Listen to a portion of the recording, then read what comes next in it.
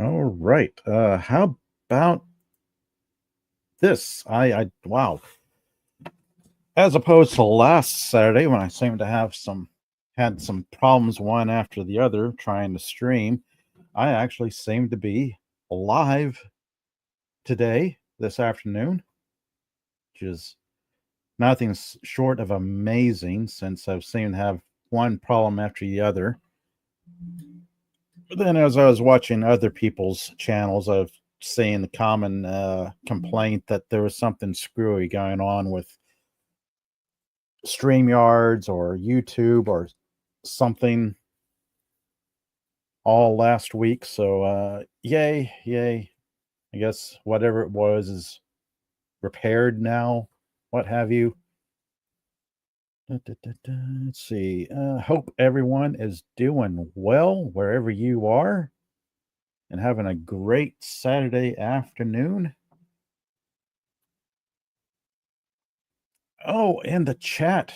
Oh, hello, everyone. Thank you for joining me today, whether you're catching me live, lurking, or on a replay. I do appreciate you stopping by and checking out my little channel here. And right out of the gate, first in chat, Wendy, Trauma Warrior. Hello there. Hello. Oh, you're prepping and cooking chicken and dumplings. Oh, that sounds very tasty. Yeah, nothing like good old homemade chicken and dumplings. That sounds really good. Let me see here. I'm looking at a pile of stuff, trying to figure out where I want to start off with, what I want to start off with first. So I had all this prepped and ready to go last Saturday, but then it's like once you have problems streaming either with YouTube or StreamYards, it kind of takes the wind out of your sails. And now I feel like I don't really have anything prepped and ready to go. Even though it's been a week and everything is still cluttered about my desk. Now, as you can tell by the thumbnail, this is, I'm going to be sharing some things you would find at a comic book store besides the actual comic books, namely a Wizard magazine, Hero magazine, and then those little comic shop news flyers that you sometimes get when you go in and pick up your order from your favorite neighborhood comic book store. Let me take a quick drink here to wet the whistle. There we go. Might as well get right into it. Let's see. I'm going to do this here. I'm going to do that right there. There we go. Starting off with, I don't know why I keep stuff, but I do. It's like you may be a pack rat yourself, where you just find out all of a sudden you keep a bunch of stuff over the years, whether it's in boxes, bins, bookshelves, what have you. And that's what I have here. Starting off today's stream is, well, a little stack of comic shop news. Some of these go back to the 90s. Let's see, there's a few in here that were somewhat interesting. I mean, when you think about what you go into your comic book store for, and oh, Battle of the Planets, that looks interesting. Summer preview, Battle of the Planets. It's like you just don't go in just for comic books. You go in and look at like little toys, figurines, posters. Some comic book stores I've visited over the years and frequented over the years had a nice section for novels and magazines. So that's all really cool. I'm trying to find a date for this. It's kind of odd because these don't have any kind of dating to them. These are, well, Comic Shop News is like this little, almost throwaway little guide here that just tells you what's coming from each publisher, giving you previews and whatnot, little articles, little blurbs. I mean, I don't know about any comic book stores where you guys might be scattered across the land. Most of these were just something stuffed in a bag when you bought your books. They'd just throw one of these in there. You're like, oh, here you go. Here's the latest comic shop news. Summer preview.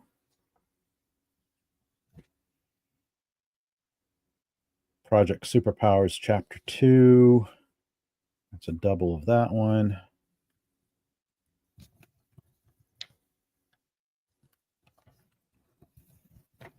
Making and remaking history. Again, I keep looking for some kind of date on these, but nope, nothing stands out to me unless it's in some fine print someplace.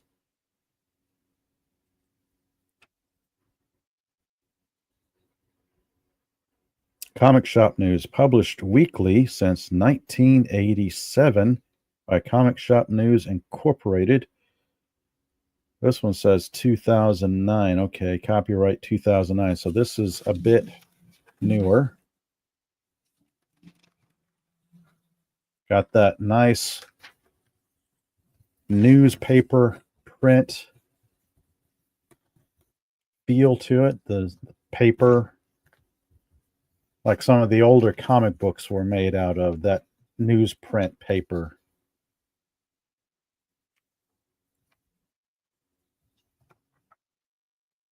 Cross-Gen Chronicles.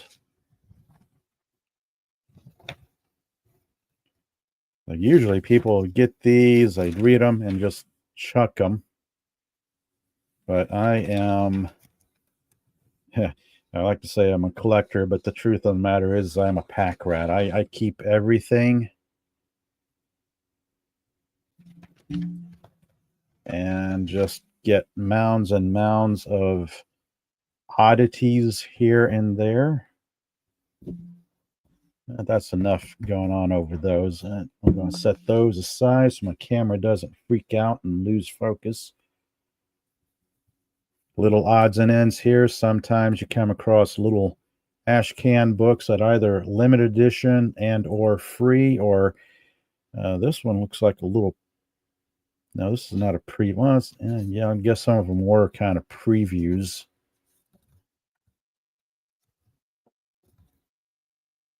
Coming October of 1999. Colburn Comics Samurai Guard limited edition ash can. I have absolutely no idea where I got this from. DC limited edition collectible comic book. Prism, The Beginning.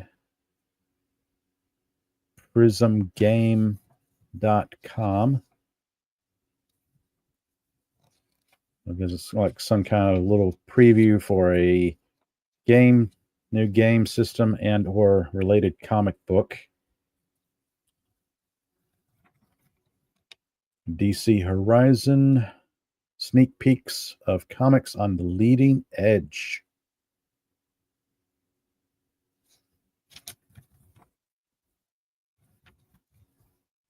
I have absolutely no idea when and where this came out. Various little ash can previews and whatnot. Then occasionally the free poster. Oh, this is actually kind of nice. I had actually forgotten I had this. This is, I can't tell you where I came across this. This is like one of those freebies or something the local comic book store gets, and like, well, we've got like 2 or 3 dozen of these and we don't want them. We'll just put them on the freebie table. Battletech, Bassa Corporation. I would fold it out, but my camera does not. Maybe if I go this way. There we go. BattleTech, so that's pretty cool. I may have this. I may get a frame for this guy because that's pretty neat. Got a number of posters around. Some of them are in better condition than others. I'm going to set this aside as my microphone cables come into frame. Oh, let's see. Where do I want to go to now? Ah, yes. I'm kind of saving Wizard Magazine. Well, not for the last, but Wizard Magazine, everybody remembers them. Wizard Magazine, Overstreet Magazine. At the time, all these magazines came out, fan related, comic book related, anything and everything, comic books, this, that, and the other thing. This is Hero Illustrated. It was like a competitor to Wizard Magazine in the early 90s.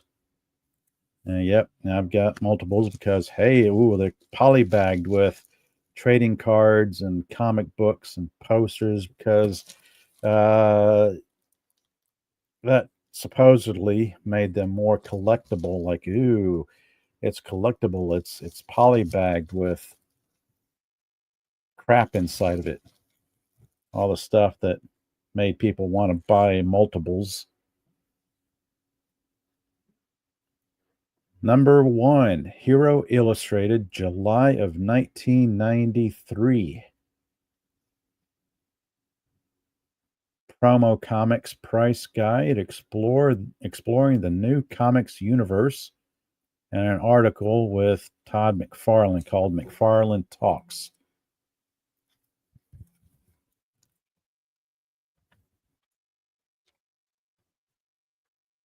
Got a nice little ad for Defiant, the company that Jim Shooter created after Valiant.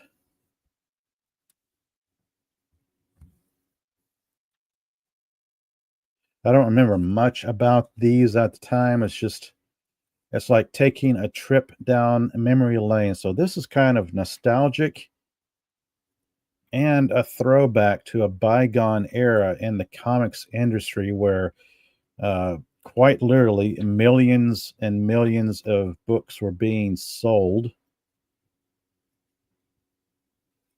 It was crazy to think about all the books and all the companies at the time that were coming out with new issues, new books. Speaking of Valiant, there's Deathmate Black, Deathmate, the crossover between Image and Valiant. That was, from what I remember, actually pretty decent of a crossover. It was kind of a little too late because it was coming at the end of the comics boom of the early 90s. Here we go. We've got an actual pricing guide here.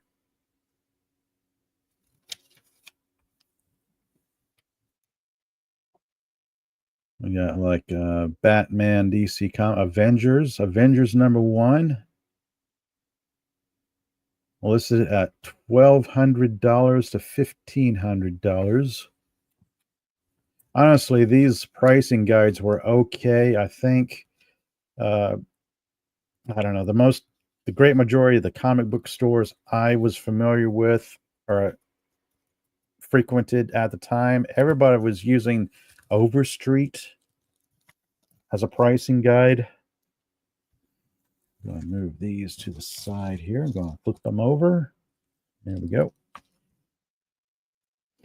Issue 2 of August 1993. This one's still in its poly bag, sealed up.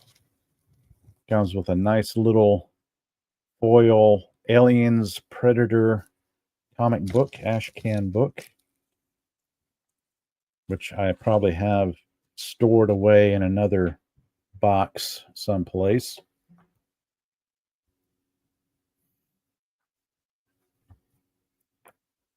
Yep. What is this? This is a fold-out poster. I think it's a fold-out poster. As I try to figure out how it folds out. Oh, there we go. Mantra. What is this? Who is this? Ultraverse. So everybody was coming out of the woodwork, making their own comic book universe, trying to be the next big thing, whether somebody trying to be, oh, we're going to be as big as Image or big as Marvel or DC or Valiant.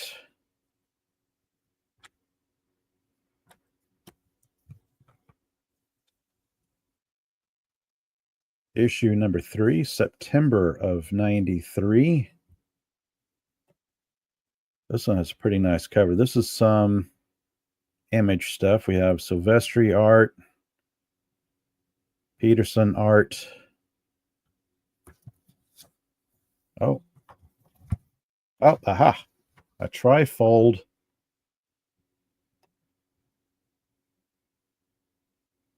Spotlight on Silvestri, focus on Star Trek, big shakeup at Image. When forces collide, the ultimate face-off.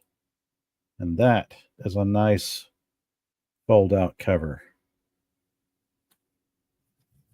I actually don't remember those. Well, I've got them, but I just don't remember them. It's time for, well, there's Batman number 500. Superman is back. The never-ending battle rages on in August. Superman, Action Comics, Man of Steel, and Adventures of Superman.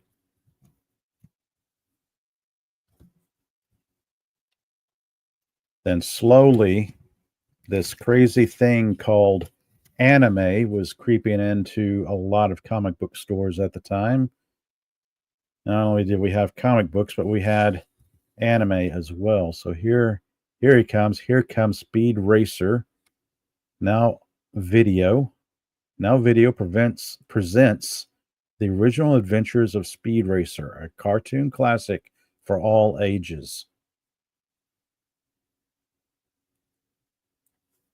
Amazing to think that this company was putting out these VHS collections probably isn't around anymore.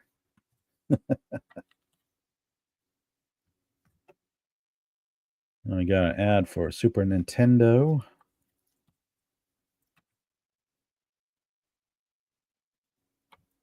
Warriors of Plasm number 1 by Defiant Comics.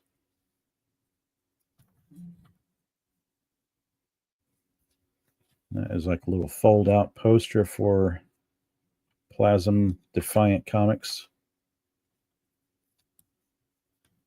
Yeah, it's crazy to think all these were like catching everybody's interest. Everybody's buying these up at the time.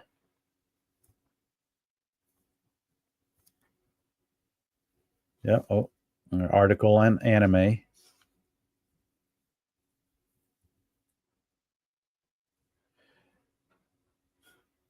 You could almost say that everything kind of peaked in the comic book culture. I mean, it was crazy to think of all the things going on at the time.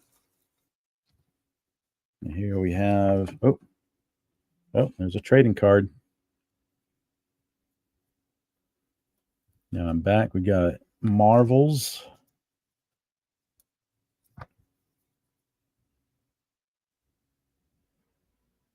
Spotlight on Dave Sim. Jim Lee speaks out.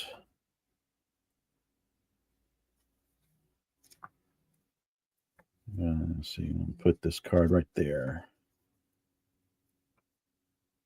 Oh, okay. Here's a Superman. Hold up. Savage Dragon number 6. Wow, look at that.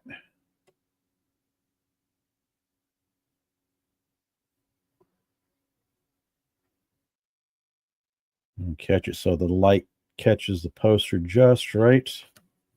Very cool.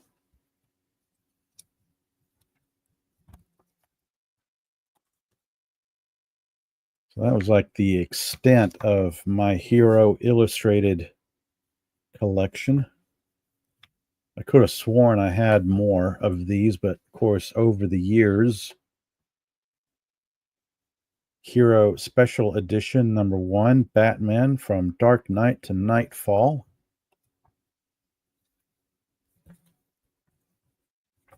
Batman 500.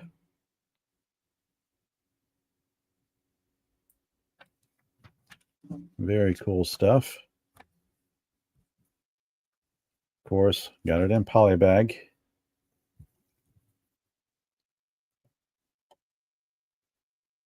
And then an ash can book that says Batman Dark Joker The Wild. So I'll make some space on my desk for the next big stack. There we go. Now these are neat. Comic Scene Magazine. I collected these off and on over the years. Got a small collection of these. You can find these either at your comic book store or at the regular bookstore, like, I don't know, Barnes and Noble and whatnot, wherever magazines were sold.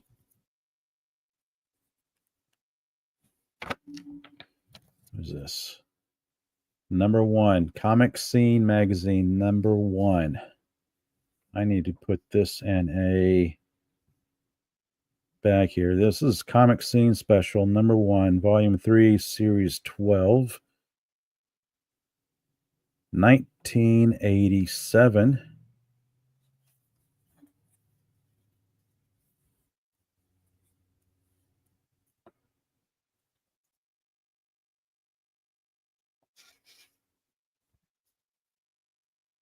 Oh, wow.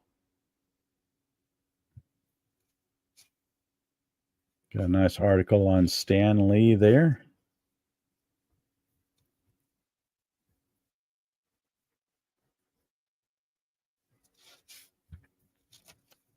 The Flintstones. The Incredible Gray Hulk.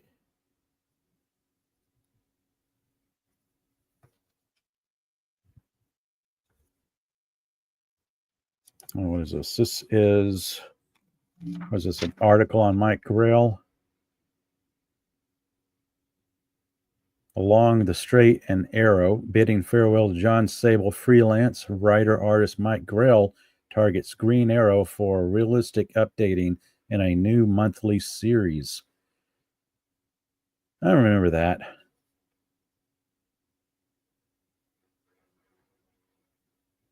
We got a little blurb down here saying a John Sable TV pilot was filmed with no input from Grell, but the series is not on ABC's fall schedule. John Sable Freelance, the very short-lived TV show that, from what little I remember about it, had very little to do with the comic book.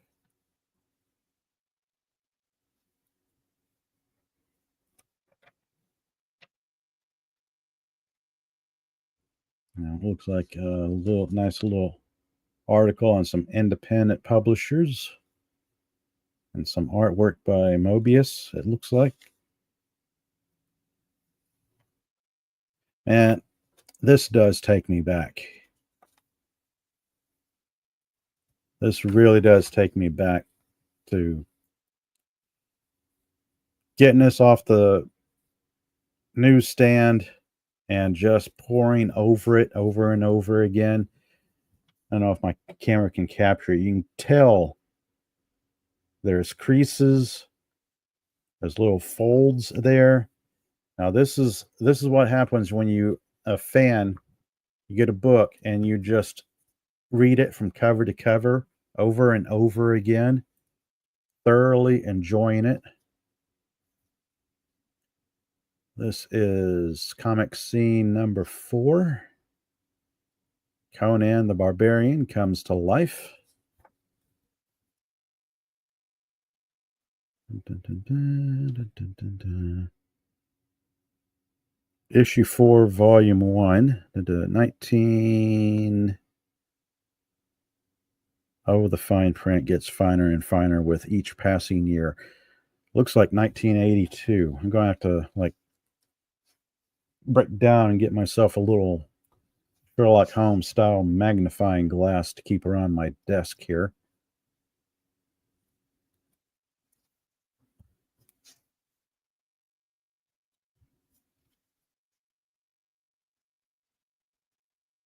Ad for Starlog magazine, another great magazine for sci-fi and fantasy enthusiasts who loved science fiction TV shows, movies, and whatnot.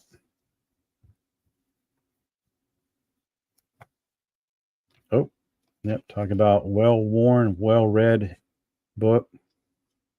Pages come right out.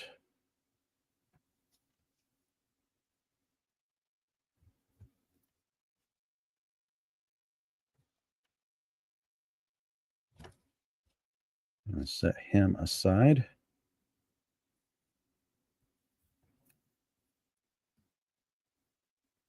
Comic Scene number 7. How the Teen Titans Have Changed George Perez's Life, page 30. The Rainbow World of ElfQuest, page 25. Yeah, at the time, there's a lot of independent publishers coming out back then. And some upcoming Saturday, I will do a dedicated live stream to ElfQuest, because if you don't know what ElfQuest is, that is a really interesting story, and somebody who really did a lot of innovation as far as publishing and the comic book industry goes.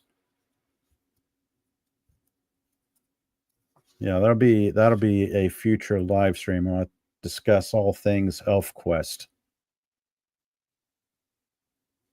The Ultimate Team Player, a look at the career and art of George Perez.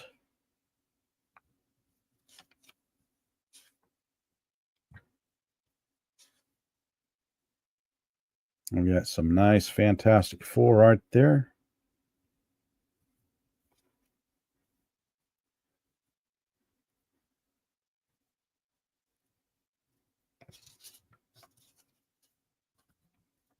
Very cool stuff. Oh, talking about ElfQuest.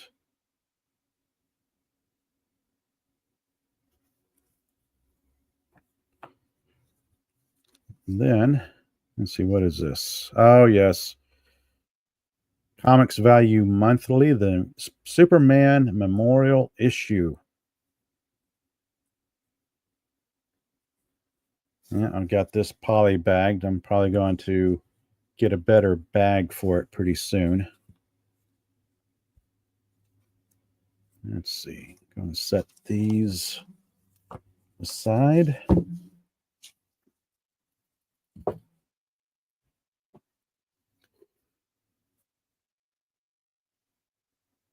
Magnus Robot Fighter.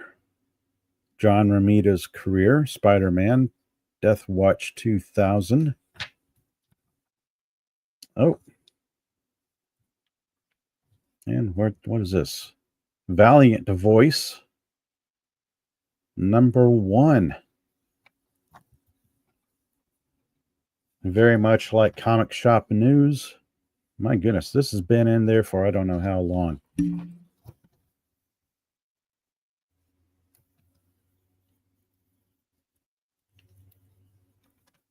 Carefully opening up. Probably the first time in decades that I have opened this up.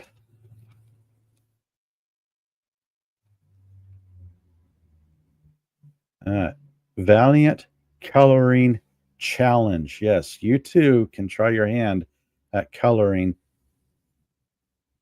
Magnus Robot Fighter there.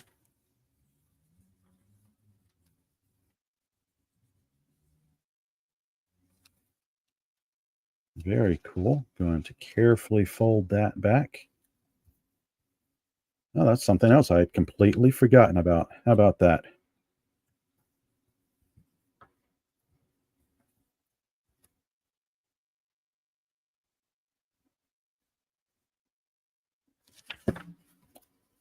All right. Nice article on the Meteor Man. I remember this movie. Oddly, I actually remember enjoying this comedy. I guess it was like a superhero spoof at the time. Meteor Man. I'm going to slide that back in there carefully.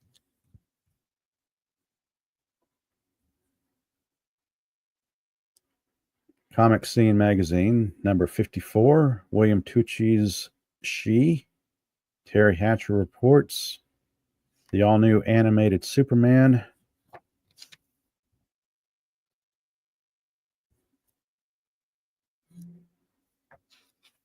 Yep.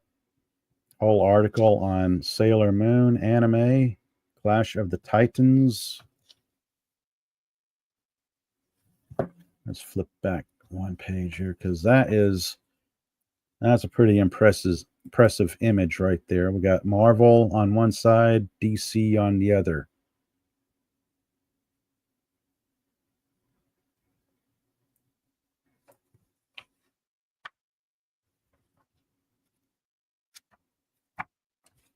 That's pretty neat.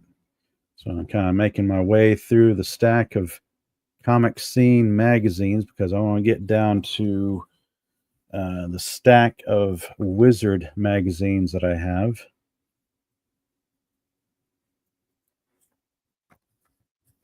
Set these to the side. So I hope everyone's having a great Saturday afternoon wherever you are. Again, thank you for joining me today. All right. Here it is. I mean, of all things to come out at that time, Wizard magazine hit the ground running.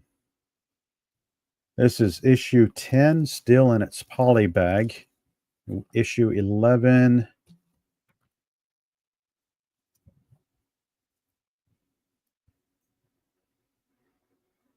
Over the years, I had looked at these and kind of looked up little reviews on the magazine itself, the editorial content. I remember some of it being pretty good. Some of it was kind of cheesy at the time. There's a nice Spawn fold-out poster right there. Of course, I was planning on doing this last Saturday, so I was reading up on Wizard magazine, see what people were talking about it, and kind of reflecting back on it. It was like, it was of its time. It was of the early 90s, so the content reflected that, whether good or bad, what have you.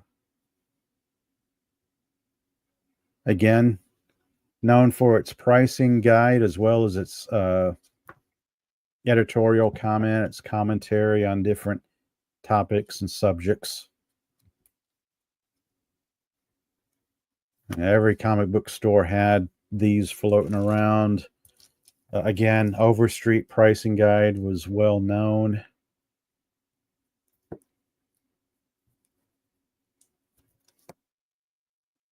Number 14.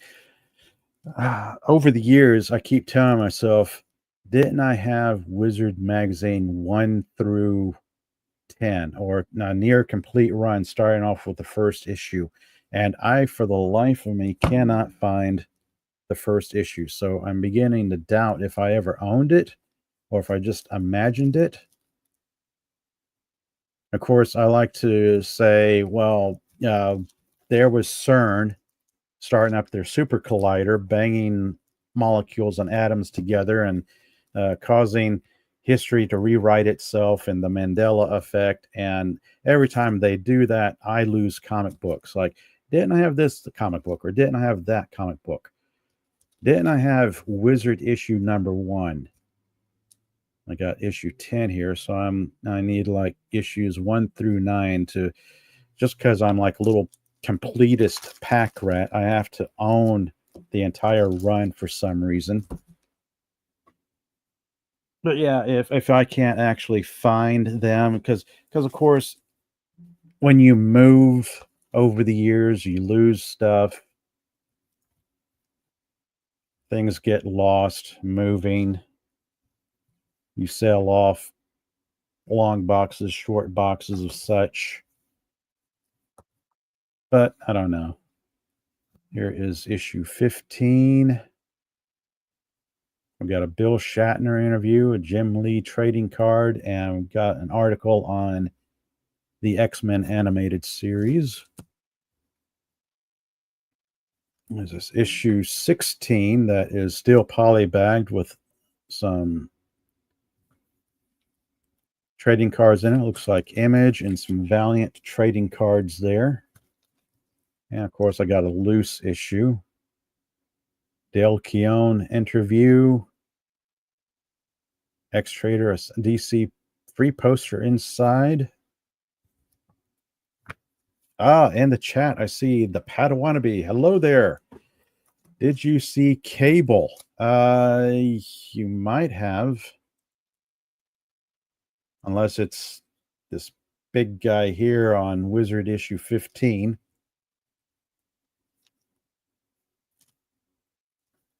Or this guy here. That, I believe, is a... I'm tempted to bust this open, but since it's the only number 10 I have, I'll keep it sealed. Of course, I've got 11, 12, 13, 14. Yes, this one. That's Cable. Yeah, that's Cable. Yep. That might be Wildcats, ? The Padawannabe is asking. This one could very well be. It's been ages since I've busted these out looking through them. So, yeah. It's that run of books at that time. Let me set these aside so I can have more room on my desk. Good to see you in the chat, by the way, Padawannabe. Good to see you hanging out here for today as I take another trip down memory lane and share some things you would find at comic book stores besides comic books, and namely Wizard magazine, because all these fan magazines at the time were really big. I covered Hero magazine earlier. You're saying the art style looks like Jim Lee. That's why you ask about Wildcat. Yeah, gotcha. Yep. Let's see. Do I see a...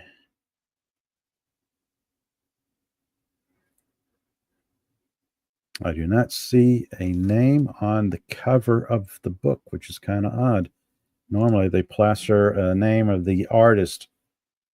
Well, hang on. There we go. The ripping of the Scotch tape.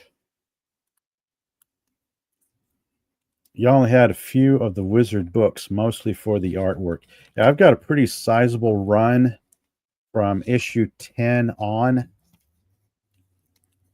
But oddly enough, I don't have issues 1 through 9. And I can't recall if I ever actually owned issues 1 through 9 or if I just started collecting Wizard. This is Wetworks. This is Willis Portacio and Brandon Choi. As I try not to fold it up. That was the first time in probably 3 decades that I have moved it out of its poly bag to actually hold it in my hands and thumb through. So here we go. First time in 3 decades. When did this come out? November of 92. Yep. Breezing through the book here. This felt like a fold out poster. Yep, we got a fold out poster here that people would like rip out of the magazines and duct tape or staple to their bedroom walls and whatnot. X-Men trading cards pricing guides. That was a big deal. Oh man, trading cards in the 90s, that was a big deal.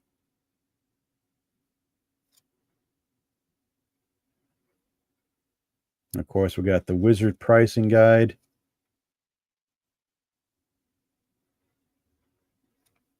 It'd be interesting to compare these prices to current day prices 30 years on. Padawan be saying, "Oh, you just watched Deadpool and Wolverine. Oh, cool. Was it good? I've yet to see it. There's some things about it that kind of rubbed me the wrong way, and I was hesitant to spend any time on watching that movie. But yeah, I don't know.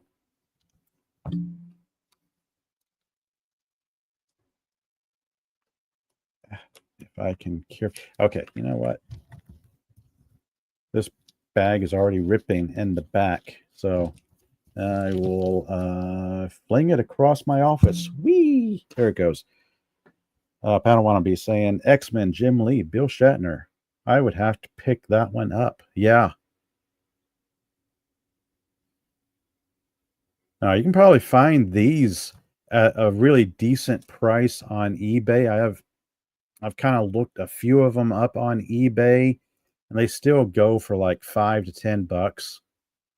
Original cover price is $3.95. So crazy to think about at the time. $4, $4. You can get a fan magazine. You get trading cards. You get the occasional comic book. This is issue 16. Dale Keown, X-Trader, so on and so on. I'm going to set him here. This one here. Number 17 is the big Valiant behind the scenes cable for free, question mark, question mark, question mark. Price guide, Silver Age to present. Everybody was like going gaga for Image. I was a Valiant fan. I quite enjoyed the Valiant universe at that time. For a period of time, Valiant had Barry Windsor Smith, and that's when they were firing on all cylinders. And then he left, Valiant changed, and I lost interest in it. Oh, Padawan be saying you liked it very much. The Hugh Jackman montage at the end credits teared me up a bit. It was nice to see all the years of Wolverine. Cool. That's cool. Yeah, here we go. Another fold out poster of the Valiant characters. We got Bloodshot, I believe his name is.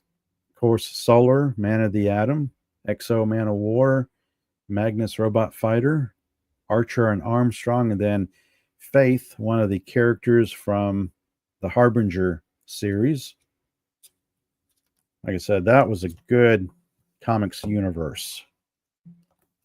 I'm going to set these aside and grab the next batch of books I have here. I don't know how long I'll be going today. I'm already at the 46-minute mark. I'll go a bit longer, kind of breezing through these. Oh, I've already touched on this one. Dud.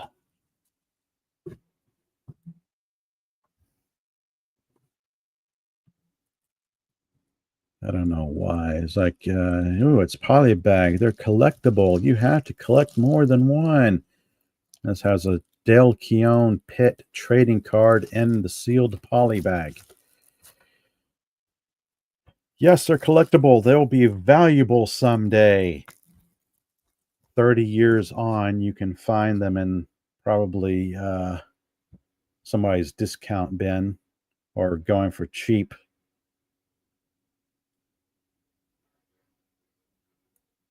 Padawan be, yeah, you're just waiting for Farscape. Yeah. Oh, I know it. That is a fun show. Farscape. Oh, this is a nice fold out. This is Spider-Man, Venom, and then Carnage. Whitman. Looks like Whitman McNabb 92. Yeah, I'm excited for our Farscape stream. ElfQuest, the Wendy and Richard Penny interview. Yeah, like I was saying, there's a lot of history to ElfQuest. I will dedicate a live stream to that one future Saturday. Image and Malibu split. Eclipse is loaded. The Death of Superman, Superman number 75. Now, who stood in line at their comic book store just to pick up Superman number 75? It's kind of silly to think about now, but yeah, it's something that made the evening news. Like, oh, the death of Superman. Oh, goodness. Whatever will they do? Yawn.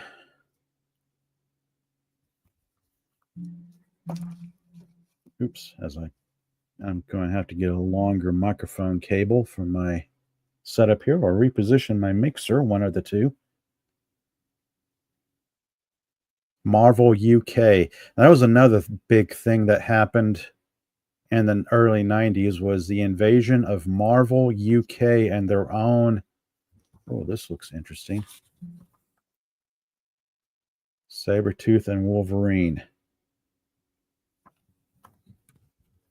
Padawan saying, I didn't stand in line, but I did think of getting one, even though I only did X-Men. Yeah.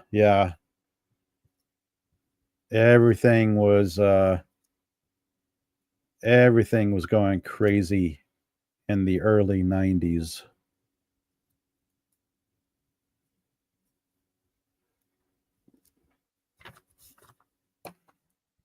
Wizard number 20. Inside Image, the Fantastic Four on film. And we have a Youngblood trading card in the poly bag that won't move because it's probably fused to the cover. No, it's not fused. It's just stuck there. Come on. Move. Gravity is your friend. Come on, move. As I'm shaking everything. Okay, well, you get the gist. I can't tell what it is, but it's like two different cards, some kind of crazy looking card, and then a young Rob Liefeld Youngblood card. Take these and set them to the side. So I actually have like a short box of Wizard magazine. I don't know why. Looking back on it now, these actually seem honestly pretty silly.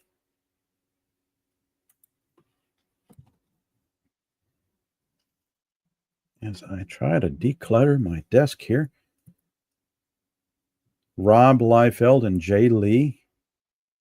I mean, seriously, you can look at art and go, okay, you automatically know the artist that did that. Some artists just have such a distinctive style that you can see them, like a poster of them across the room, and boom, oh, that's so and so. This was like a period of time when Image kind of went dark, and I never really got into those comics at that time. I can't even remember all the Shadowhawk 2. We got another fold-out poster here. Jay Lee McNabb. On the opposite page, we have Turok Dinosaur Hunter coming in April from Valiant.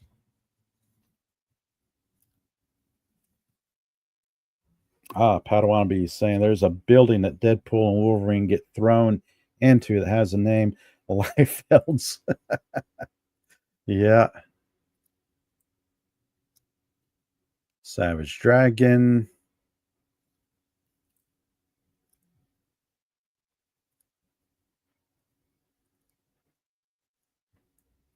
Pricing guide. Wizard number 22, Wizard 23. Image and Valiant behind the scenes of Deathmate. Deathmate, from what little I remember, was a pretty good crossover. I may have to go back and reread it. But things were kind of winding down in the middle of 93 toward the end of 93. People were getting kind of tired of all the gimmicks and whatnot.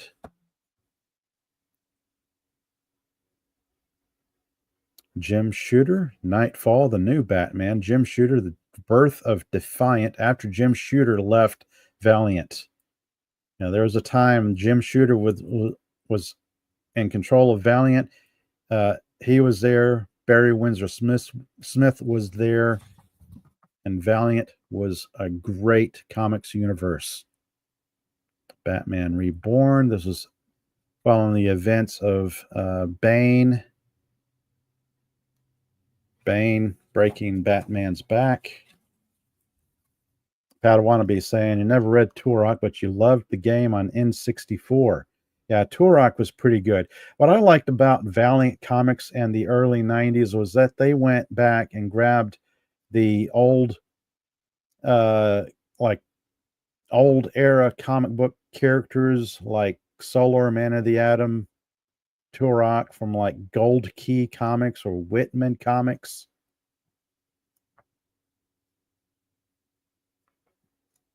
And they just kind of revamped them. And it was really interesting. It was fun to read the new iterations of Solar, Man of the Atom, Magnus Robot Fighter, Turok, Exo Man of War. This is Wizard number 25, September of 93. The Guide to Comics. Jim Lee, Beyond Death Blow. Frank Miller, Born Again. Clive Barker, The Birth of the Barkerverse. And yeah, we got sealed with some trading cards. Oh, they've got like a little stack of trading cards in here. Like everybody would go, oh, I got to collect them all. What are they? Oh, let's set that aside.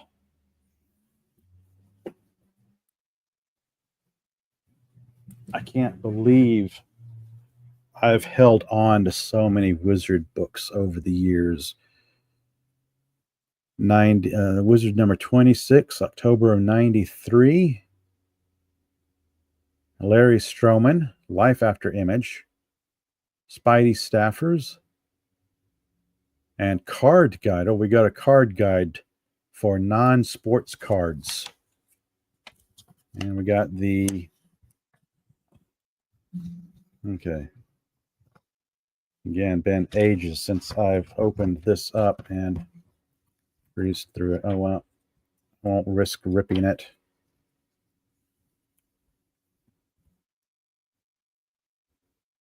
Team Youngblood, number 2.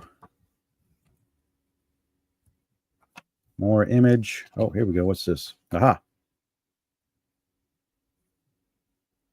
Spider-Man.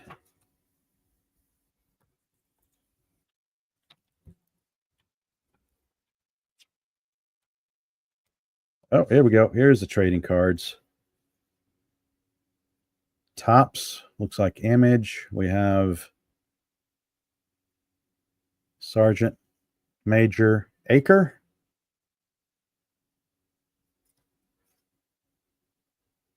Tops. Then Strike Force. So those are pretty cool. I'm going to set them back there and set that aside. Back in the box with you.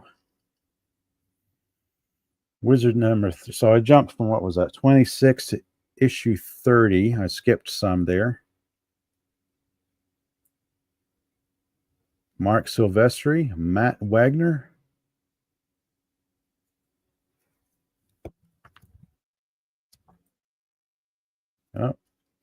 I could have sent away for a collectible Gen 13 issue 1/2.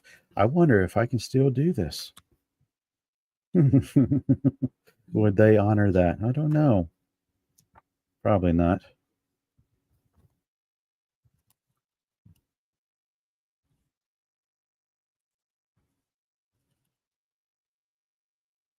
Let's see. Where was the... Oh, there's Shadow number 0. Yes. You might be feeling special getting the first issue of something, but oh no, somebody came out with the 0 issue, and it's like, oh, this came before number 1. I've got to collect it. I think Valiant was the group that pioneered the 0 issue, because I can't recall anybody else doing it before. I can't remember if Marvel or DC ever did a 0 issue. Like, oh, this is more special than first issue. It's 0 issue. This is Wizard number 31. What is going on here? It's a tri-fold out.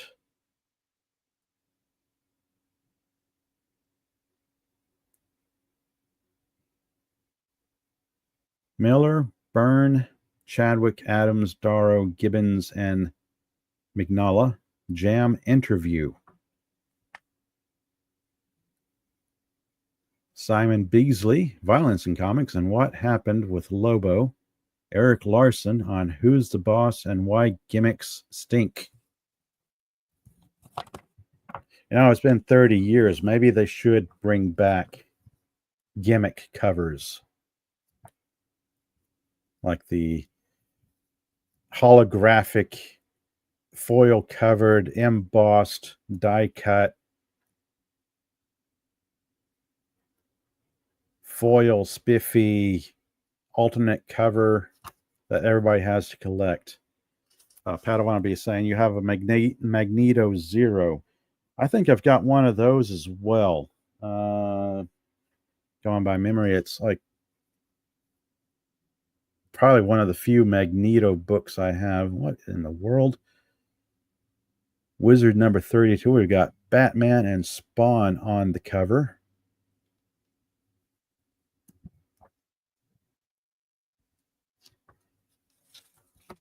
And, oh, what's going on here?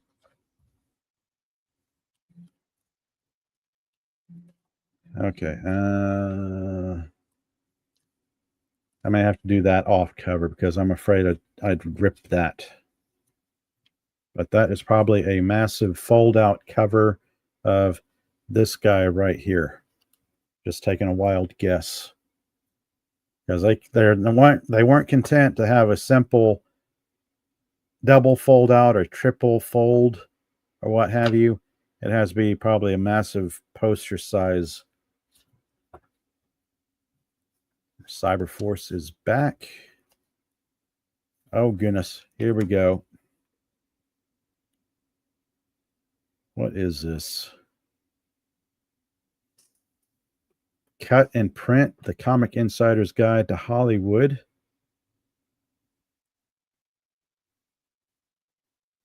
The Phantom 2040 animated show. And then we got some images here of Fantastic Four. The Roger Corman Fantastic Four? Probably the closest we will ever get to a comic book accurate Fantastic Four. Gen 13 and The Pit.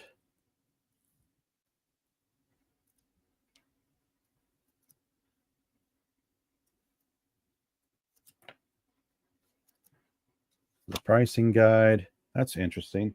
Yeah, I will go back and carefully look at that massive poster and see if I can look at it without ripping it apart. We got some X-Men on here. Todd McFarlane tells you how to break into comics. Jeff Smith on Bone and Disney. This is Wizard number 34. And again, another Yeah, I don't want to risk ripping that, but that feels like a large fold out poster. Okay, so they upped their poster game here. And we got the Incredible Hulk. Yeah, this is, I will do that another time. I'm not going to rip up a book on the air.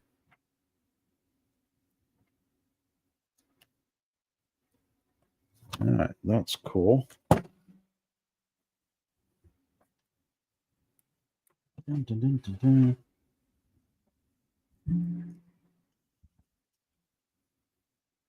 Issue number 35, we got Wolverine and George Perez.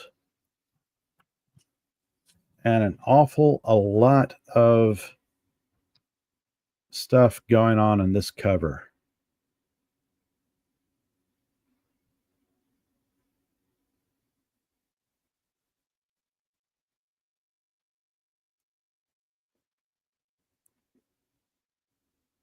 I mean, seriously, so many shells being ejected from the firearms there. Pretty soon you're going to run out of ammo, but that is a massive amount of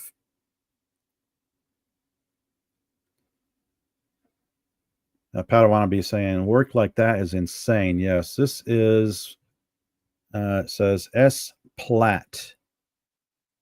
I remember that name. It's been ages. Platt Art. I remember that name. I just can't remember who he was with.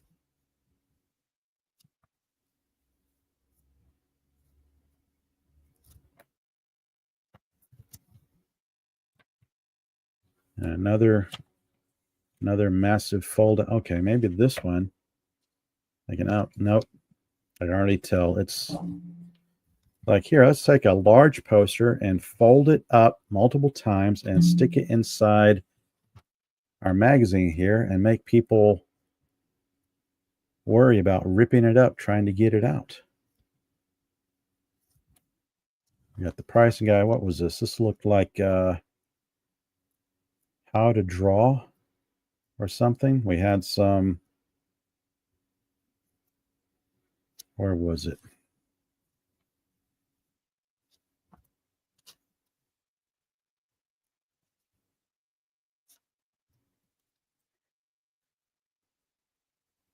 Drawing Powerful Comics with Bart Sears. 1 point perspective. Oh, yes. 1 point perspective. It's what you learn in art school, or one of the things you start off with. Measurement and perspective, 1 point perspective, grid construction, horizontal lines. Yeah. Ever go to art school? That's like art 101 there.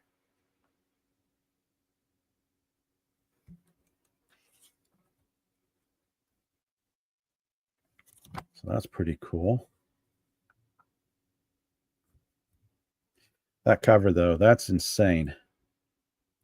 I will have to look up that artist to see what he was on because I just can't remember.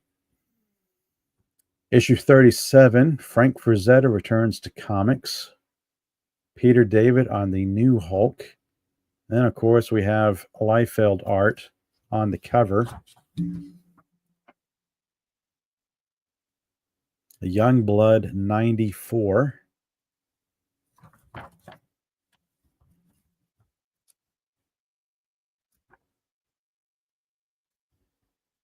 And a little thing you can send away for Dooms 4 1/2. Wizard presents. Yeah, you get those Wizard exclusive comic books. The 1/2 issues, usually little ash cans or whatnot. Maximum Carnage coming soon. Super NES Genesis.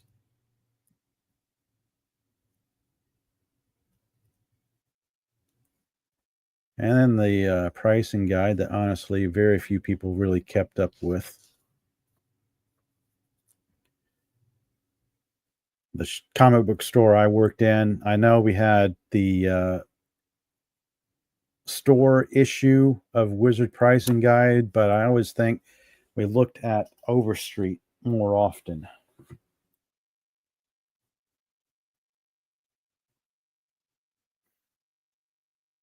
Padawan chiming in saying Platt was a concept comic artist, worked on Marvel, DC, and it looks like some animated stuff. Says he's at a con soon. Oh, that's cool. Yeah, I remember the name from way back when. Just couldn't remember what all he's done. Wizard number 38, Clause and Effect.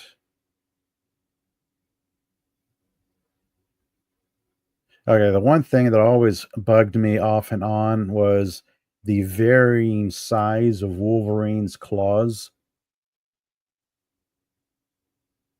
often growing larger than what he could, say, retract in his forearm. But hey, and don't let comic book science get in the way of reality.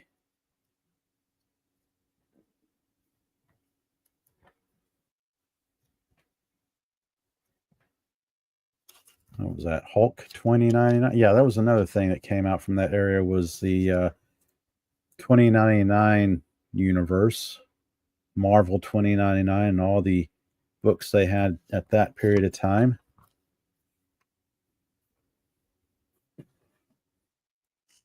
What is this? Spawn?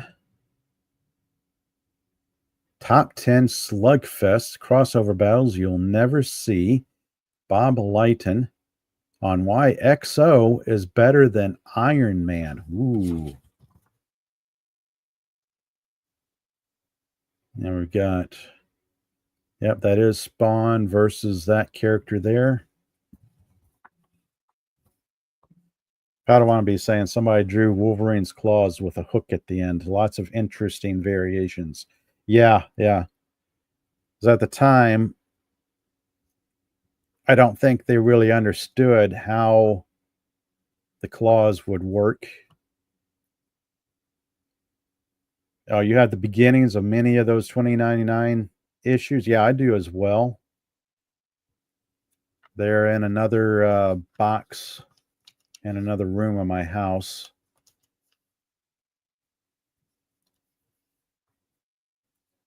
I don't think I have all of the 2099 issues, but I've got like a large percentage of them.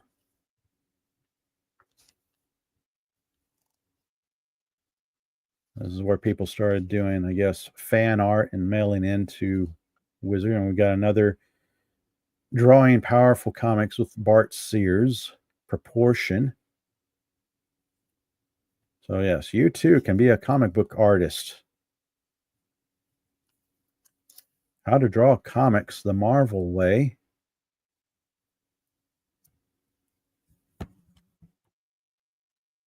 Oh, what's that? Hildebrandt Brothers. Fleer proudly announces Marvel Masterpieces 94, featuring 158 new paintings by the world-renowned Hildebrandt Brothers. I remember that. That was some great art. That was some very good art.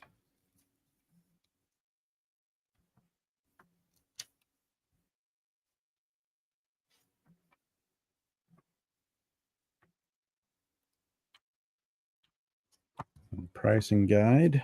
There we go.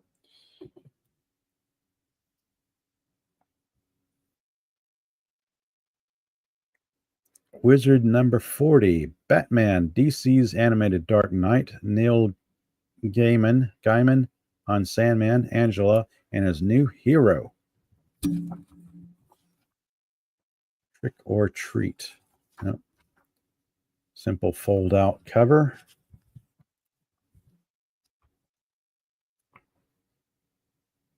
Dark Moon Productions.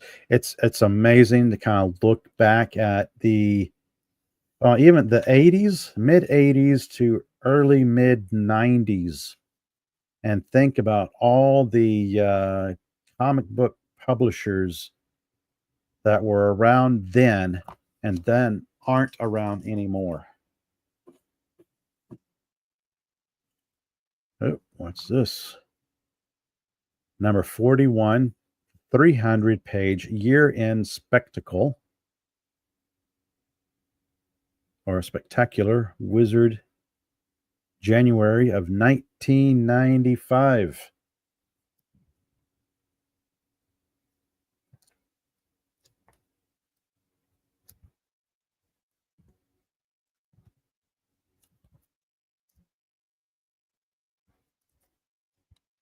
All right. So that's neat. Let's see what they talk about because they've got a pretty clean cover there. Flip into the index to see what Extreme, the end is now. Okay, what do we have here? We got X-Men, Wolverine, Fleer Ultra X-Men, Boba Fett, Comic Cram Jam.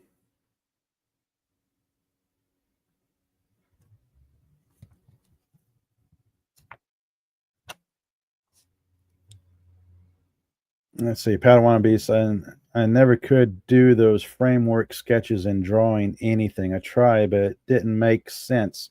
Just concentrated on proportion aspects. Just pick a spot and go for it most of the times when I draw. Oh, that's cool. I can't draw. I can do a mean stick figure, and that's about it. Uh-oh, something fell. I pulled these out of the box, and of course, I'm going to have to, my desk is a clutter.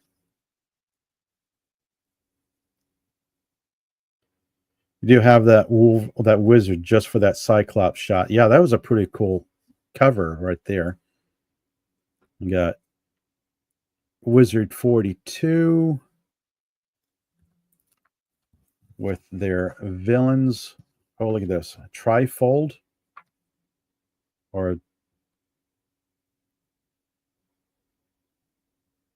that's a pretty nice cover right there.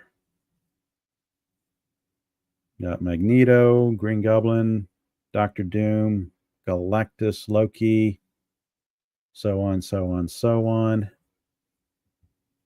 So that's a pretty good cover right there.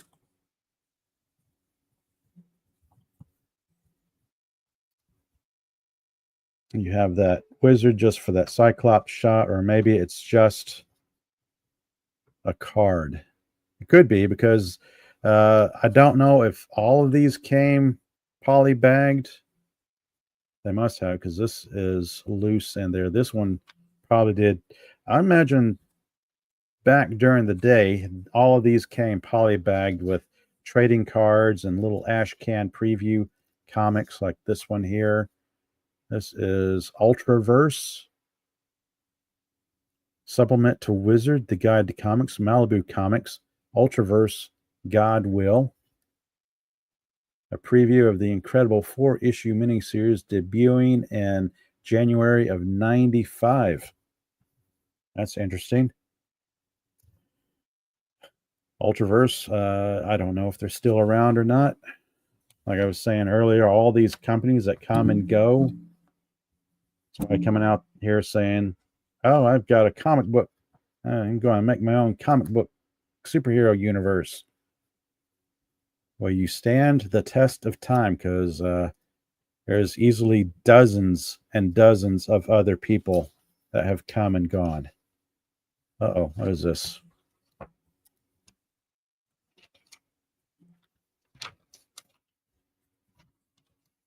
Steady as she goes. She creator William Tucci tells his story of success and how it wasn't easy. Very cool. I remember that comic book. Casting call 2. Wizard casts the Spider-Man movie. Now, these casting calls are pretty interesting because it was their take on who they thought would be good fits for the characters. Oh, they've got Michael Douglas as J. Jonah Jameson. That's an interesting idea.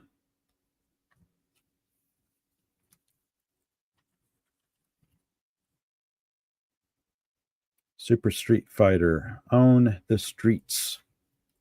The next page is Grand Prize, a Super Street Fighter arcade game.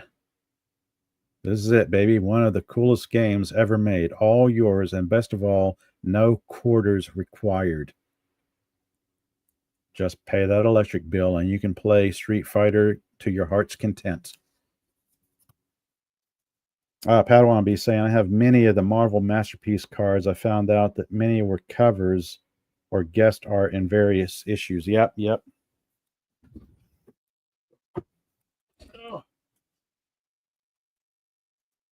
I have many of those Marvel trading card collections as well. Ooh. Gene Roddenberry's Lost Universe. Discover Gene Roddenberry's Lost Universe. 5,000 years in the future, a ravaged plant struggles to stay alive. A ravaged plant? Does that mean, should that read ravaged planet? I don't know. The only key to its enigmatic past and ancient incomprehensible technology believed created by a race once referred to as the Old Ones. Okay. And we got Star Wars Wide Vision trading cards. Digitally mastered direct from 70mm film. The complete Star Wars movie, 120 images never before seen in full frame. Super premium, UV coated, foil stamped collector cards. There you go. So yeah, you gotta buy them all, buy the whole set, and then find the sleeves to house them all, because these won't fit in your regular card sleeves, card pages.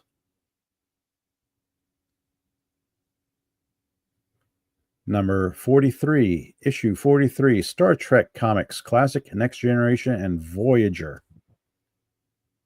And we got a fold-out cover.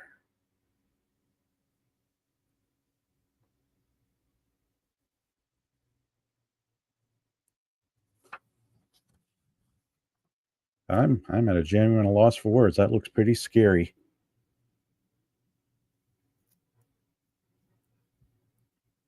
All right, so who else out there bothered to collect fan magazines from this era? Anybody else out there collect like Comic Scene magazine, Hero magazine, Wizard magazine? I know I can't be the only one. Let's see, moving right along here. Number 44, Wizard takes you on a trip to the Kubert School of Art. That's cool. And here we have a fold out of Gen 13. I don't want to be saying I got only one series of Star Wars comics. I found out there are actually 4 comics in one. Guess kind of a mini novel. I have 1 through 9, but I'm missing number 7. Yeah, there were, was it like Marvel, Dark Horse? There are a lot of Star Wars books being published at that time.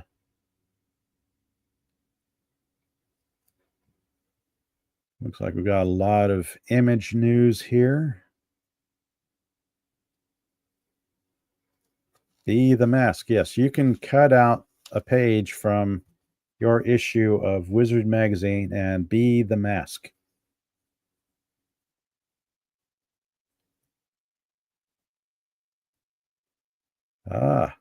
It's a manga month. Oh, here we go. We're getting into manga and whatnot. This is cool.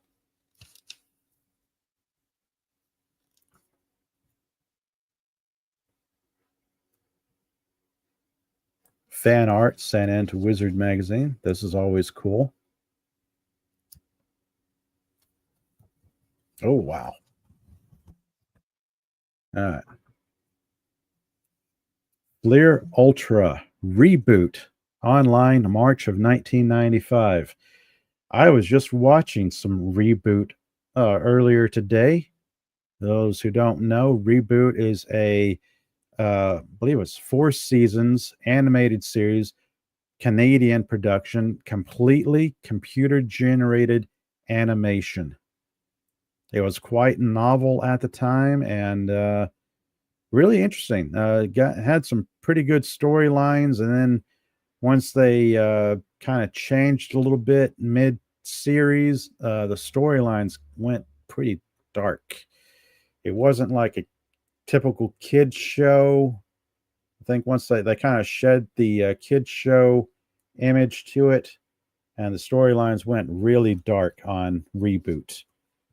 If you've never seen it, it's kind of interesting to get into.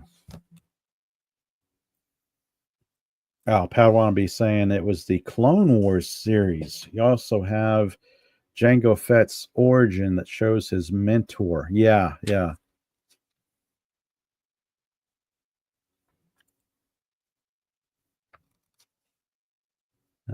More Reboot. Oh, goodness. All right. Well, that's something I'm going to have to look forward to or look for. Fleer Ultra Reboot trading cards. Yep.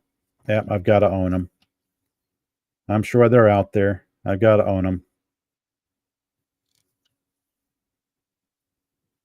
That was actually a crazy, crazy series. And the pricing guide, whatnot.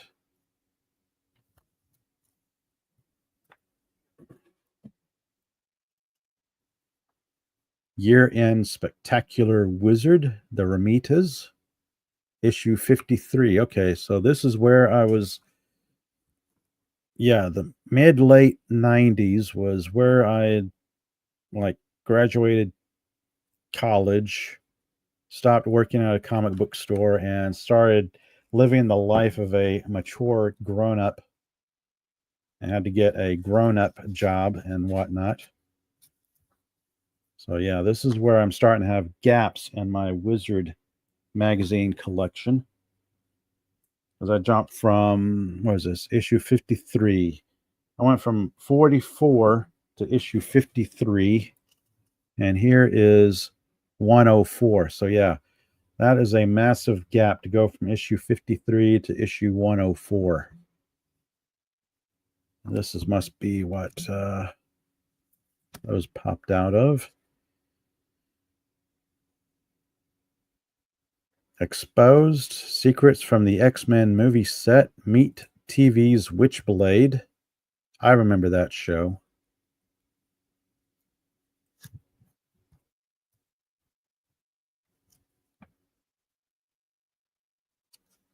Oh, no, Wonder Twins. First Look Vampirella. Oh yeah, this is some kind of manga anime influenced take on Vampirella.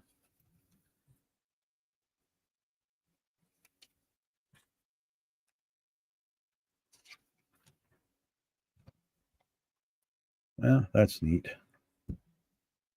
53. Oh, Cyberfrog #1 coming at you in February from Harris Comics.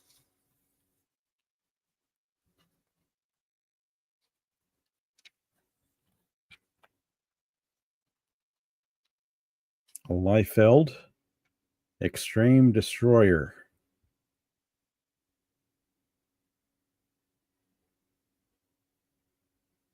I have absolutely no idea what's going on. This was also about the time I kind of ducked out of reading comic books in mid 90s. It's like, okay, got to move on.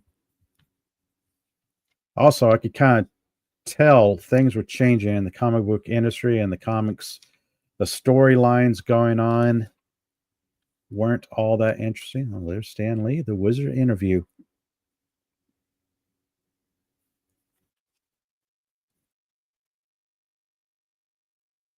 Padawan saying all my comics stopped during the Onslaught crossover. I don't even know what I have that crossover, but I can't tell you what happened. I don't remember any of it. I think if I don't have the complete run of the Onslaught series, I've got probably a large bulk of them, so I probably like read them and get the gist of the storyline.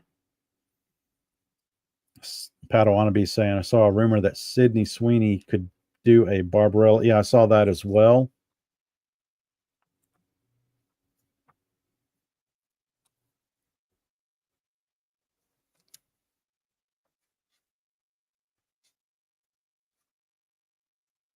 DC versus Marvel #1, Logan #1, Gen 13 Max #1.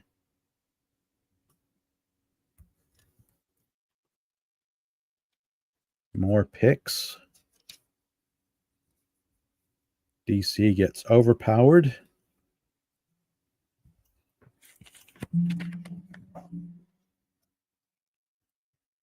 Ooh. I think I've got this book someplace. Or a series of X-Files Topps books. I didn't actually buy them. I just picked them up in like a trade, or somebody gave me like a long box of oddball books that I didn't want anymore. And it was like a lot of these Topps comics. Oh, here we go. Gold Key. Star Trek. Oh, that's nice. That's a nice cover. Ever try looking up old Gold Key comics on eBay? You'll see sticker shock. I was thinking, oh yeah, I might go back and look for Gold Key era Solar Man of the Atom. Oh no, no, no, no. No, I don't have that much disposable income. Oh, Wendy Trauma Warrior, cool collection. Oh, thank you, thank you. If you're not busy at 4 Central, come hang out at Dolphin TV, be co-hosting. Oh, that's cool.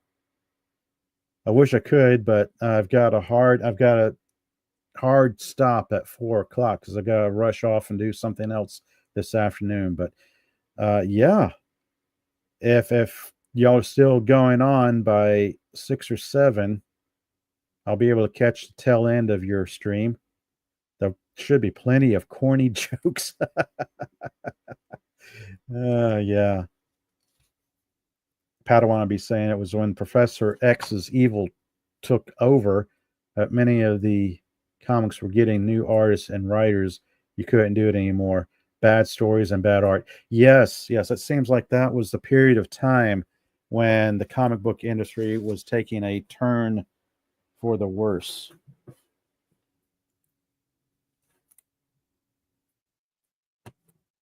All right.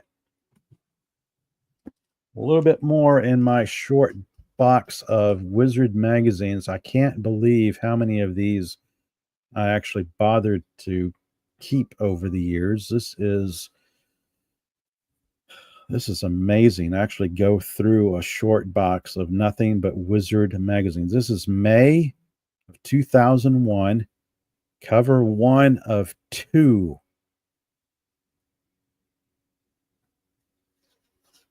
Amazing how comics' greatest hero just got better.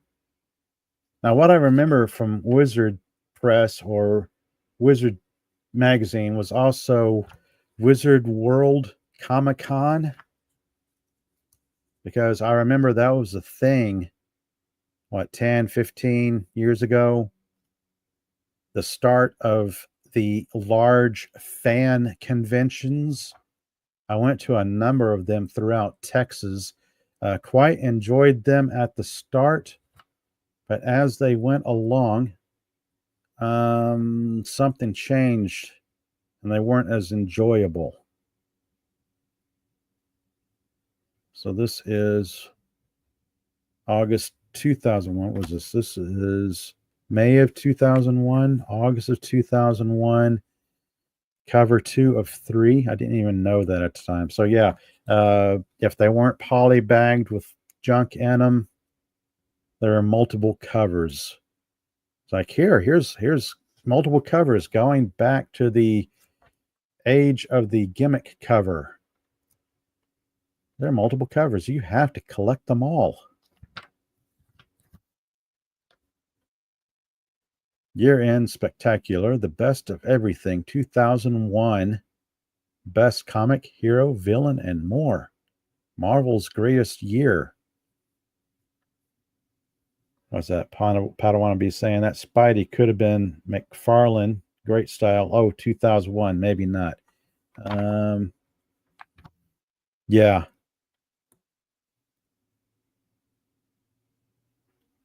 I am not seeing a cover name on that. Sometimes I have the cover artist name on there, sometimes not. Oh, here we go. The Spider-Man cover was drawn by the talented duo of Humberto Ramos and Sandra Hope. The Rising Stars cover, which is one I don't have because there's multiple covers, and this is just one of them. But yeah, there's that one. That one.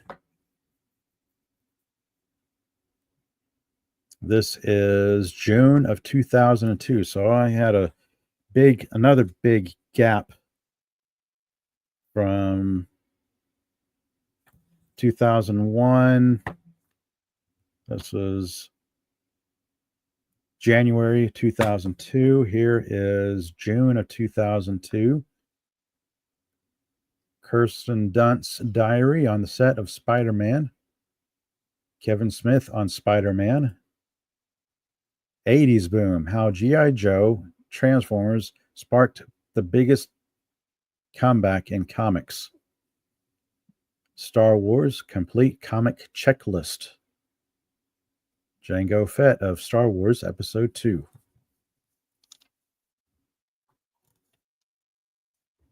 I think 20 years ago, I had started visiting my local comic book stores again and seeing what was out there.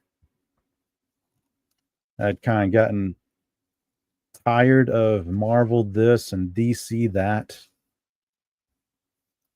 I was always more into the independent publishers or whatnot. Seems like at a point, Marvel storylines had run dry for me. DC storylines had run their course.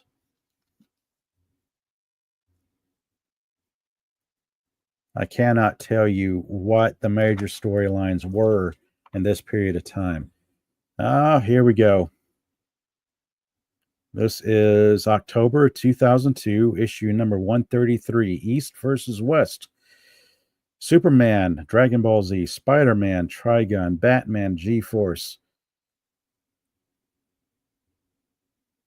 All the times we would have discussions hanging out in local comic book store. You'd hang out with your circle of friends and you would like go, oh, who's better, Superman, Batman, or then the anime came on the scene. Dragon Ball Z became popular and it's like, oh, who could win, Goku or Superman? Comic Relief Crusader, hello there. Good to see you in the chat. As I make my way through a short box of Wizard magazines. Hulk the movie, Be the First, on set. December of 2002. Issue 135, Daredevil the movie. Padawan be saying, the Boy Scout versus the Boy Monkey. Yes. An argument that still rages today. And that will probably never be settled to anyone's satisfaction.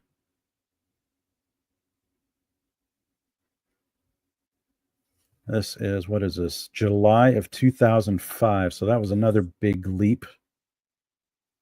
Went from December 2002 to July of 2005. Issue 165. Joss Whedon's X-Men, Jim Lee's Batman sketchbook, and Alex Ross Justice. J. Scott Campbell returns with Wildsiders. Very cool. Which iteration of Superman did I spy there? Oh, that's Brandon Routh Superman. Superman, rather. That is Brandon Routh as Supes. So I am. Where am I? I am. Oh, yes, that's it. A few more Wizard magazines, and that will end the short box of Wizard magazine. And then I will finish out the stream with a small handful of other fan magazines that I thought was interesting at the time. Actually, I'm just going to breeze through these real quick to get to those. January of 2006. When were these? This is 100 Most Collectible Comics Wizard, first edition. I have absolutely no idea when this came out, but it's still sealed, and it's poly bag with the trading cards. Special edition Wizard. Oh, look at this. Oh, look at that. Oh, wait, nope, there's more. Aha. Look at that. And this is why this is a special edition Wizard magazine. We get all of, well, most of Image's starting lineup right here. Savage Dragon, Spawn, so on, so on. The craziness that was the comics at the time. I mean, say what you will about the 90s. People either look back and go, oh, yeah, 90s, bah. Or some people will look back at it with nostalgia. Comic Relief Crusader saying, love that cover. Yeah. This was, when was this printed?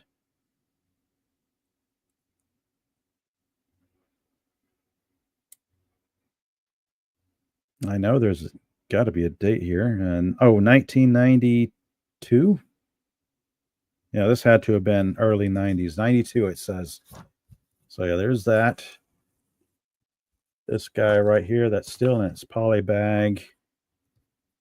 X-Men Turn 30, Collector's Edition Wizard. I got another one of these. It's a single fold. Yeah, single fold. That's not impressive. Come on. You gave Image a lot of love, Wizard, but you didn't do anything for the X-Men.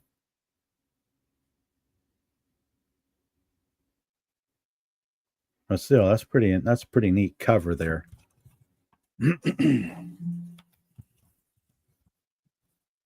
When was this? 1993 Wizard Press.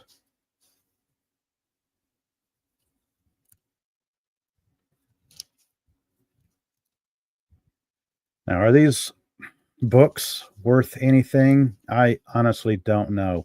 I can't see any particular issue of, say, Hero or Wizard magazine being worth all that. Oh, here we go. Another fold out poster. Like I said, I looked a few weeks ago, looked up a few Wizard magazine back issues, and they were going for like $10, $12. I think number 1 was pretty pricey from what I remember. Ew. There's a new Hulk in town. You'll see him in $20.99 unlimited. The Origin of Hulk 2099. Yeah, okay. I'm not sure how I feel about that version of the Incredible Hulk. It really looks like a cross between Godzilla and the Incredible Hulk, really. And not a very good cross at that. Defiant.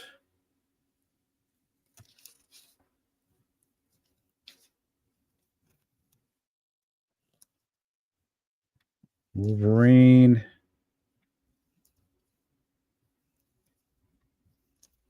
X-Men characters here and there. Well, that was pretty neat. Okay. That brings to an end the Wizard run. Now I'm going to share with you a few other things that you might find at a comic book store besides comic books. What do I have here? Oh, these are neat. Ugh. So yeah, I shared the Comic Scene magazines. Anime was getting huge in the 90s. This is a issue of Animerica. Anime and Manga Monthly, Volume 1, Number 0. The only one I have of that. And dare I take it out of its baggie? Let's see. I got to check the time here. I'm going to be wrapping things up in about 15 minutes or so. Oh, yeah. Time to get a new poly bag.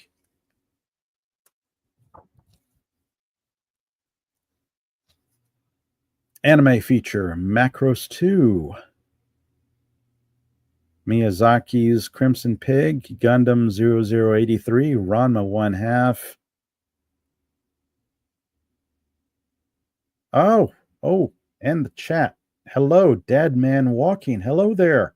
You're in the car driving, so only voice chat. Sorry, you can't. Oh, that's perfectly all right. Thank you for stopping by. Appreciate it. Very cool to see you in the chat. Drive carefully. November of 92, number 0, premiere issue. When a manga and anime hit.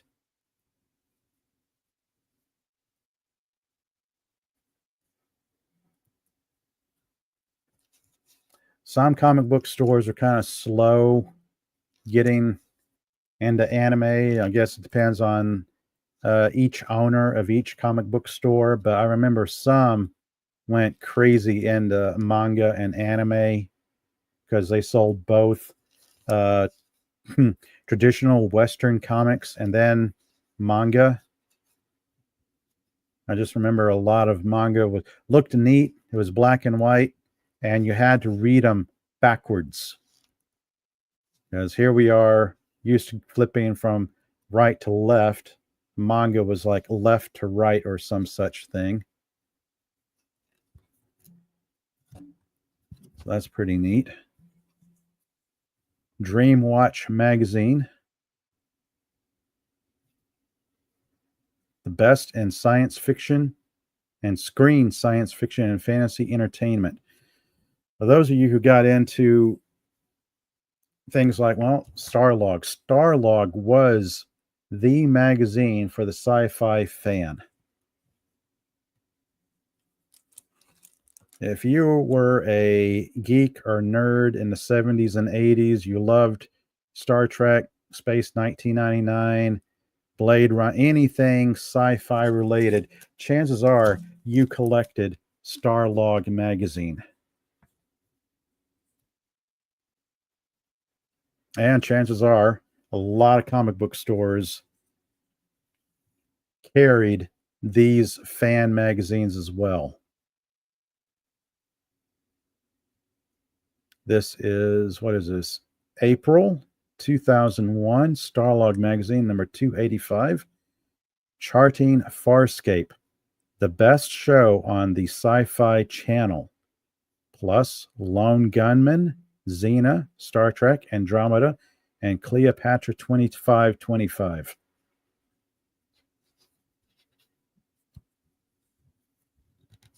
Now, Farscape is easily one of the best science fiction TV shows I have ever seen.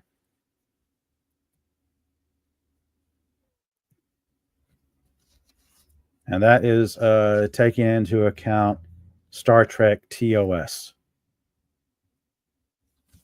Oh, here we go. This is a nice little listing. Sci-Fi TV, Andromeda, Beastmaster, Black Scorpion, Buffy the Vampire Slayer, Cleopatra 2525, Earth Final Conflict, Farscape, First Wave, The Invisible Man, Lex. Lex is one of the oddest shows I've ever seen and never could get into it. I saw just enough of Lex to say, yeah, this does not appeal to me. The Lone Gunman, the spinoff from the X-Files, Queen of Swords, kind of an unusual series, Roswell, The Secret Adventures of Jules Verne, 7 Days, Simpsons, Star Trek Voyager, and Xena Warrior Princess. Now, back when Sci-Fi Channel was around, we had a lot of good entertainment in the 80s, even going into the early mid-90s. There was a lot of good TV shows back then.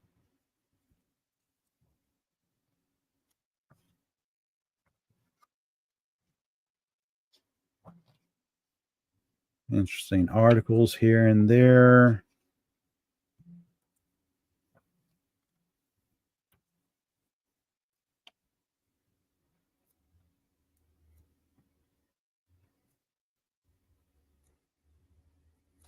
So yeah, Starlog magazine. Starburst was another good fan magazine. I can't tell you if Starburst is still in publication. Yes, I am a fan of Farscape. Cinema Fantastique, special double issue. The Edge of Space, Farscape.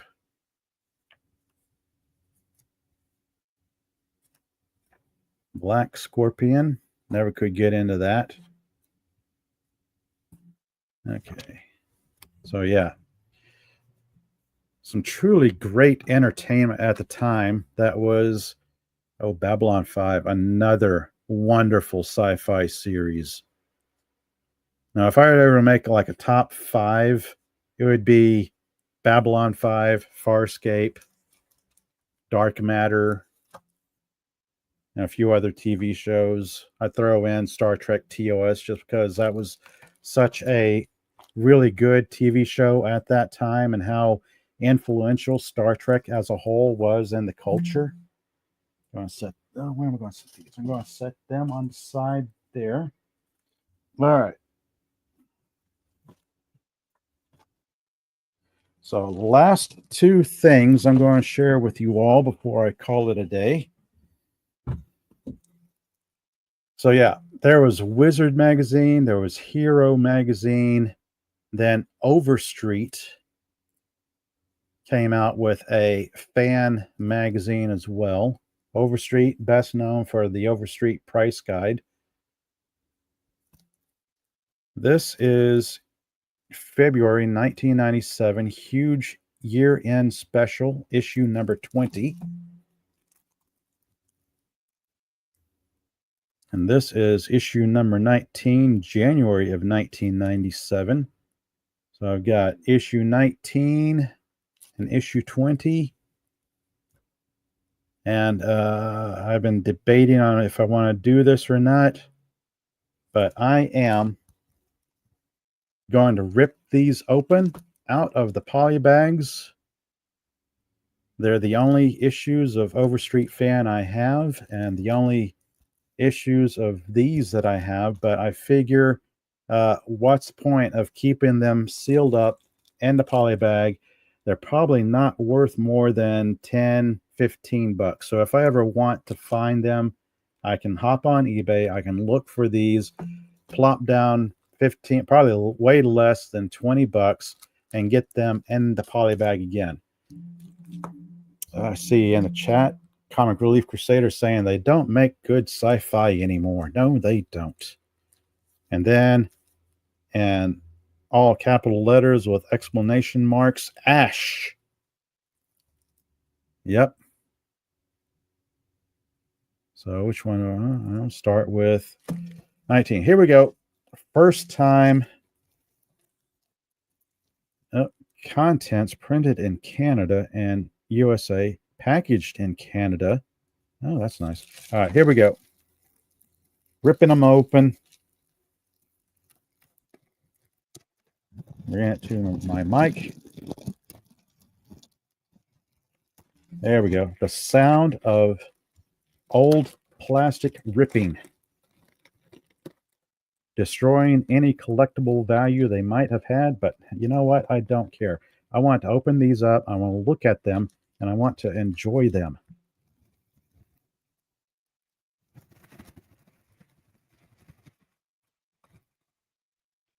Okay, I'll just toss that in the side, and I'll probably spend some time flattening that out, making that nice and flat again.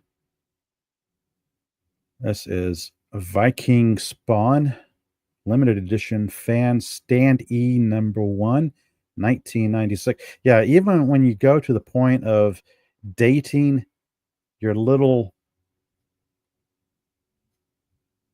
fluff stuff, I don't know what you call this, like little things like here's a little thingamajigger we can throw in the poly bag, and we'll go ahead and date it and assign a limited edition to it. It's like, yay.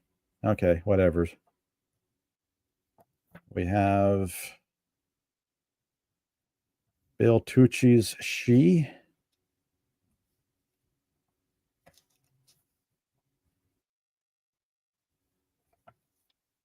I know I've read this book before, but I can't remember much about the character. Crusade Entertainment, She, number 12. Tucci and Gutierrez.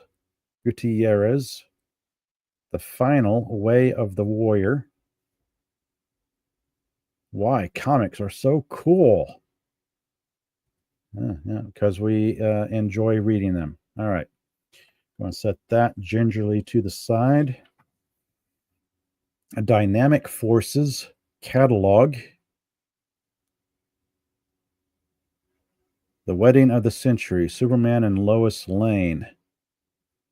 Trading cards, t-shirts, back issues, signed comics, phone cards, statues, so on and so on. Oh, remember earlier when I was talking about seeing comic book art and automatically knowing the artist? Here is Barry Windsor Smith. I saw that and I thought, oh, that's Barry Windsor Smith. And of course, I didn't even have to look up and see Barry Windsor Smith, storyteller number 1. That is, there are artists who are just iconic, or they've got their own signature art style, and it's like you can spot them, figuratively speaking, a mile away. I have absolutely no idea what that is. Okay. Now here is, oh, that is another trading card. All right, who is this? Oh, Greg and Tim Hildebrandt. Shadows of the Empire, Star Wars, coming September, only from Topps. All right, so this is like a promo card for the new, well, back then would have been new Star Wars Shadows of the Empire. Overstreet's Fan Magazine.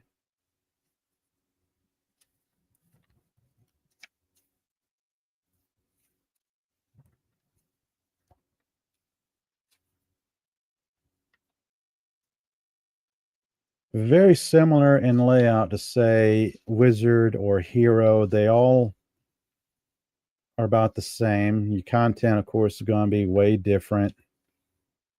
But yeah, it's like comic news, industry news, letters to the editor sort of thing.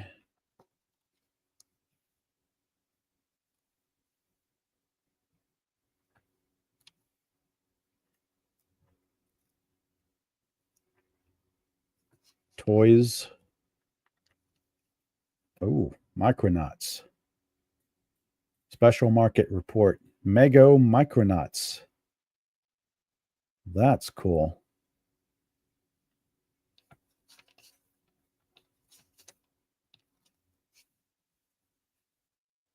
There's a train that keeps on a rolling. Manga.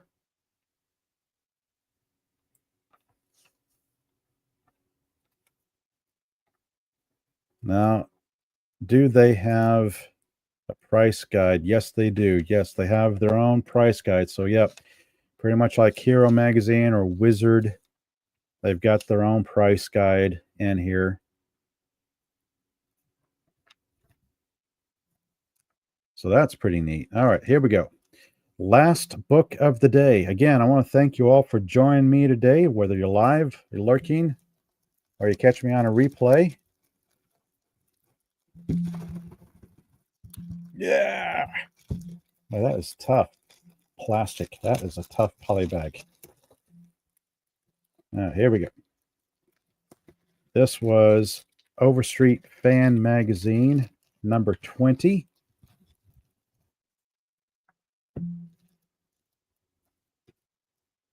$19.96.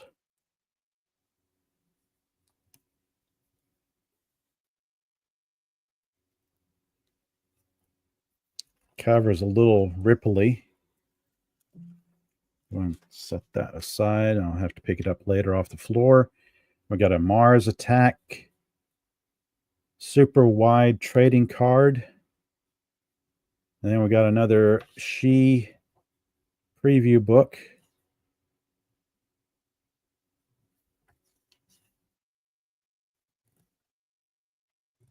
Or whatever this is. I don't remember that much about the character.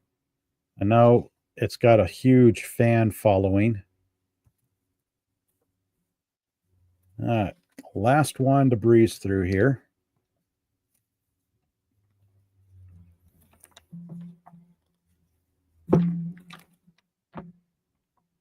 Fanfare features. Welcome to the dark side. Fan takes a close look at the Marvel Top Cow crossovers that you know you already want.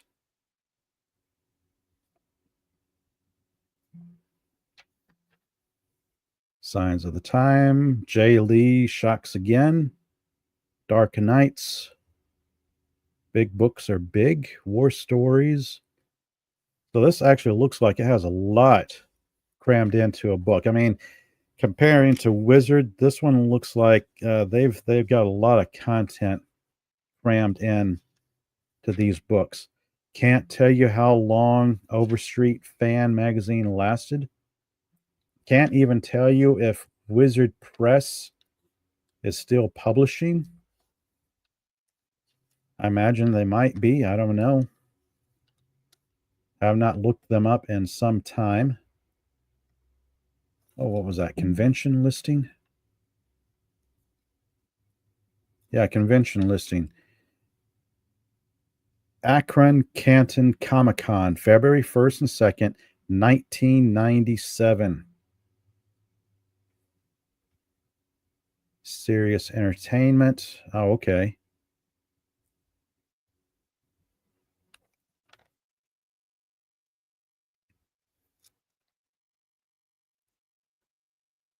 This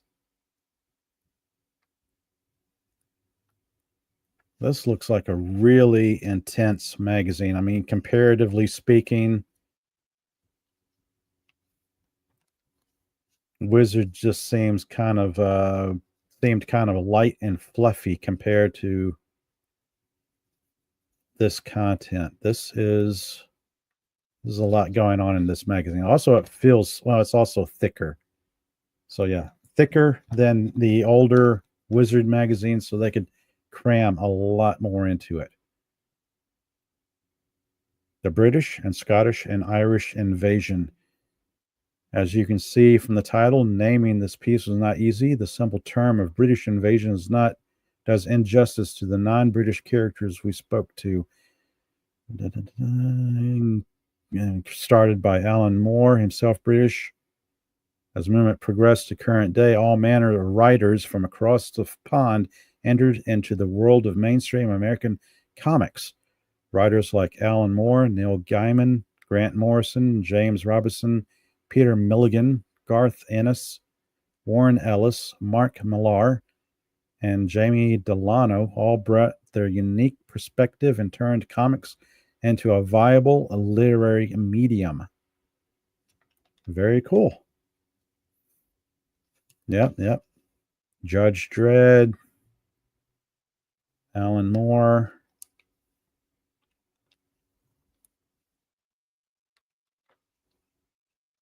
I remember a lot of these books from way back.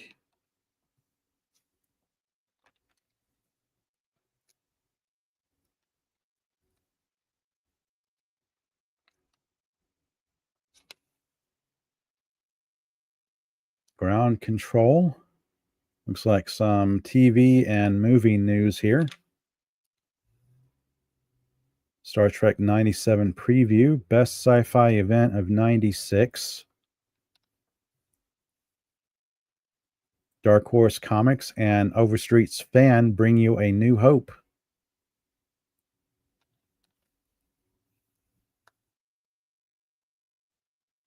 Toys. It's nice that they touch on toys and whatnot.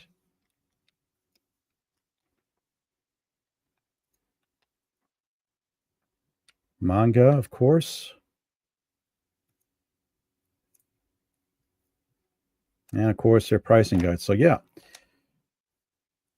there you go. Started off with some fan magazines, some Wizard, some Hero Illustrated, this, that, and the other thing. Went through a good chunk of the Wizard magazines that I have.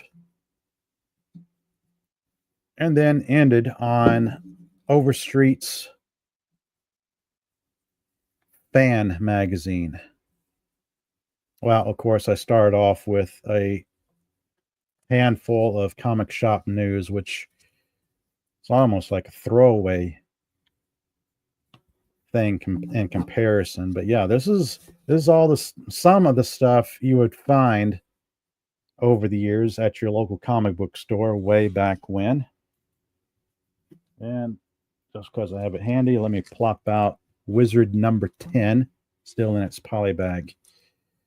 Let me see here. I've been rambling on here for over 2 hours now. The show I wanted to do last Saturday, but StreamYards was giving me trouble for some strange reason. Let's see here. Who showed up first? Wendy Trauma Warrior. First out of the gate, first in the chat. Padawannabe. Yep. Did you see Cable? Yep. Let's see. I want to catch everyone in chat. Say hi to you guys and thank you for joining me today.